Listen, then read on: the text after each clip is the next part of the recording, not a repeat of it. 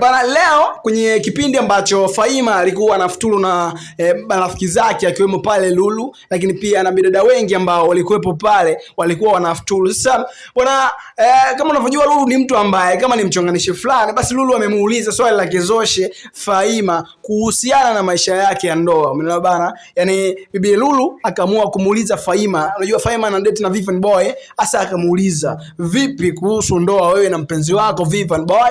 Maana kwenye mahusiano muda mrefu na najulikana mpaka mmezaa mtoto. Sasa kama mmezaa mtoto manake wewe ni mama na mwenzako ni baba. Sasa ili muwe wazazi halali, tupe ratiba ya ndoa." Bwana, huyo ni Lulu akaamua kumuuliza hilo swali bibi Faima. So Faima akamwambia, "Bwana, ukweli bwana dada Lulu, mimi hapa ninapokuambia hadi leo nikiuliza kuhusu ndoa naambiwa tu mambo mazuri hayahitaji haraka." Unaona bwana? So kama mambo mazuri hayahitaji haraka, mimi nipo nasubiria mpaka anapoamua kunioa, na kweli tumekaa muda mrefu kwenye mahusiano, lakini ndio hivyo, nitafanyaje?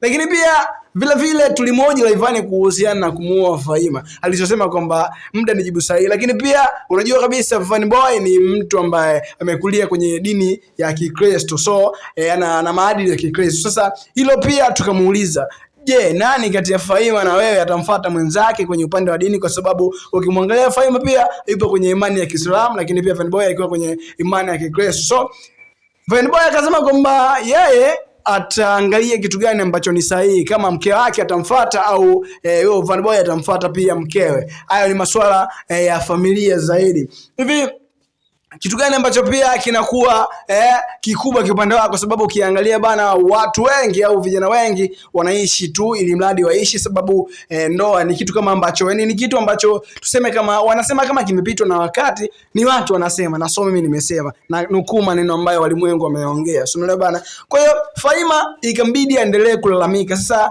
baada ya kuulizwa vile na Lulu, yani Lulu ni kama kampa, yani kama kawasha moto hivi kwa Faima. Faima akaamua sasa kurekodi video moja kwa moja. Akasema kwamba video naomba imfikie Vivian Boy kwa sababu ni mpenzi wangu.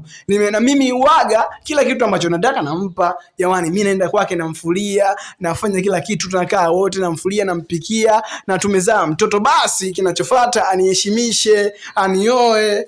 Akinioa anakuwa ameniheshimisha mimi hapa. Mwana bana, huyo ni Faima sasa analalamika, anamlalamikia Vivian Boy. Unajua bana, maisha ya ustaa, yani maisha ya ustaa, mfano maisha ya usanii na nini, ni maisha fulani hivi ambayo magumu namna moja ama nyingine, kwa sababu ukiangalia mastaa ni watu ambao hawaelewi kitu gani washike. Mfano mzuri tupo kwa Simba na Simba Dangote Platnumz yupo na mahusiano na Zuchu, lakini pia kuna video ambazo zimevuja ana mahusiano na mtu mwingine na nini. Kwa ustaa ni kitu ambacho kinachanganya, ndio maana pengine labda Rayvanny leo hayupo kindoa na Faima. So tunaona pia upande wa Mario na mwenyewe na Paula, kuna vitu vingi ambavyo vinaendelea, lakini vile tunajua mmoja ni Mkristo, mmoja ni Muislamu. So haya ni mambo ambayo yanaendelea mtandaoni kwa upande wa industry Bongo Flava na wa celebrity wetu, ndo jinsi ambavyo wanaendelea. So kitu gani ambacho wewe unaona kwenye upande wa ndoa? Je, Vivian Boy anaweza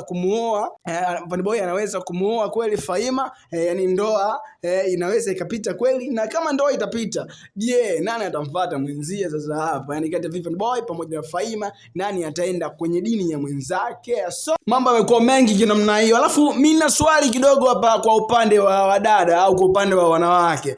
Hivi unapoenda kwa mwanaume pengine kumfulia na nini, hivi matarajio yako ni nini? Ni ndoa au? Swali langu lilikuwa hilo, afu dondosha kwenye comment hapo. Kweli unapoenda kwa mwanaume kwa ajili ya kujitolea, pengine unamfulia mara unamfanyia usafi na nini, lengo ni kwamba akuoe, au sio bana? Hata mimi utaniambia hapo, alafu usahau kusubscribe in Clavoo TV.